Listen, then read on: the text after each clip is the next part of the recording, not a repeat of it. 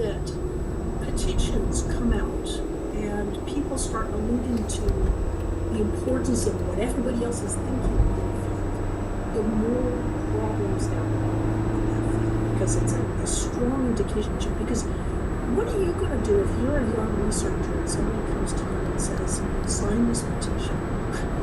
Well, you're screwed if you say, no, I'm not going to sign this. You're not going to be invited to be an editor or an associate editor of a journal. People are going to start looking a little more carefully at your contributions, your submissions for grants are going to be looked upon questioningly. There's a lot of good that goes on in science, and researchers all know this. You know that there's certain journals you can't turn your work into if you follow a certain body of thought, and this journal has a different perspective. They will send your paper back in a bug bag. So you just have to be. It's so omnipresent that if you're in it as a scientist, you know it. But if you're outside it, you kind of think, oh no, you kind of think of it almost like a church. They can't be that way. They should be really good. But it's not that way at all. If it's a church, it's a very, very incestuous. The idea that science is consensus, one of the great scientific heroes, at least in mine, Albert Einstein, after he came up with the general theory of relativity, I think it was 150 physicists signed a paper saying that he was wrong. And he said, well, why would you need 150 if one could disprove the data? You don't need 149 others. Just work with the data. I don't need a bunch of signatures. That's not how science works. And this consensus stuff is troubling because, again, to the outsider, it looks like a phalanx of absolute empirical correctness.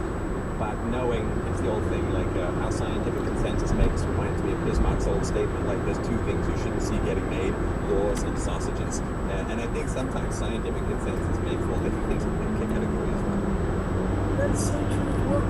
One of my heroes is Stanley Russell, who won the Nobel Prize for his discoveries in relation to prions, which are these kind of malformed proteins. And decades, everyone opposed. If you read his autobiography, it's remarkable that he was able to persevere in the face of such unrelenting criticism by people who were vested in the viral approach. That's how they would get all their grants. So everybody just wanted viruses. It was this upstart to come up with some bizarre idea. Another is Santiago. And what Cajal used to say, he won a Nobel Prize for, he's considered the father of neuroscience. He was working in the 1920s, 1910, 1920s. But he said, I'm not born. My gift is that I can persevere and that I'm flexible in the face of changing data. He said, I've worked with many geniuses, and their challenge, their problem is that they jump to conclusions, they're not used to being wrong, and so as a consequence, they're completely inflexible when their ideas prove wrong. They just have to keep going.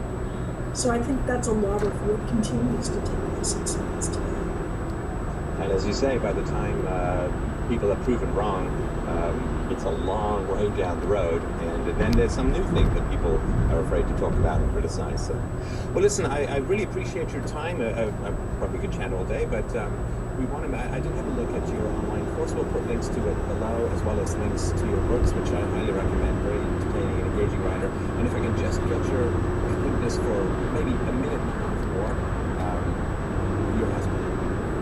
You have to tell the story if you don't know how you had to. I like asking questions about the in general. I just find it kind of fascinating. But I don't, like if you and I were at a dinner party, I'd be like, okay, this is for the dinner party, you're just going to tell this story over and over again, because it's quite remarkable if you don't mind. Well, I was working at the South station in Georgia, so it was very, very cold. And that's where I met my husband, and he swept me off my feet. 3 weeks after we met, he proposed, and 3 weeks after that, we were married in Royal, New Zealand. And so I always say I had to go to the end of the world. what was he doing? Was he lost? Did he like take a wrong turn in Albuquerque? I mean, was he looking for the edge of the earth according to the flag? What was he doing down in this? Well, he was the man to know.